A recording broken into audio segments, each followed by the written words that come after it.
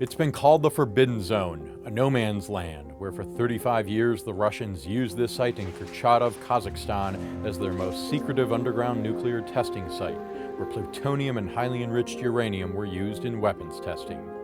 During the collapse of the Soviet Union, Russian guards on site were recalled to Russia and left behind nuclear materials that were there for the taking, and for anyone who wanted to create a nuclear device.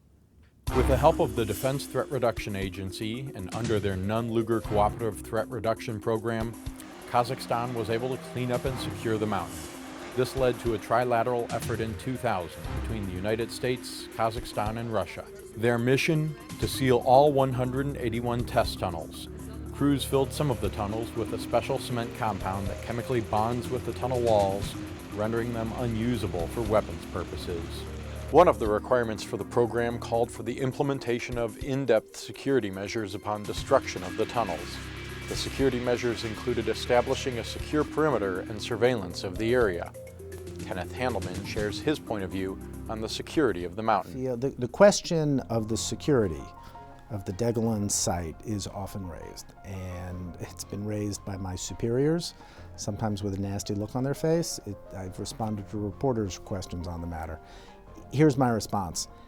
That complex is as secure as the United States, Russia, and Kazakhstan are ever going to be able to make it. There could be a scenario where there's a risk, but we have basically put it in a state where if a state actor or a non-state actor wanted to obtain weapons-usable nuclear material, it would be easier for them to build their own reactor and fuel cycle program, as opposed to grinding down the entire Degelen Massif and doing fancy alchemy to extract the material. I feel pretty good about the security of that site. In 2012, preventing an atomic nightmare from happening was a high priority at the nuclear summit in Seoul, South Korea, that President Obama and President Nazarbayev of Kazakhstan attended. 20 years ago, Kazakhstan made a decision not to have nuclear weapons. And not only has that led to growth and prosperity in his own country, but he has been a model in efforts around the world to eliminate nuclear materials that could fall into the wrong hands. The closing of the test site may not have happened if the US, Russia, and Kazakhstan had not agreed to work together. To sum it up, the work we have done here is excellent. Thanks to cooperation of three nations, the United States of America, Russia, and the Republic of Kazakhstan, we had very close cooperation when we were working.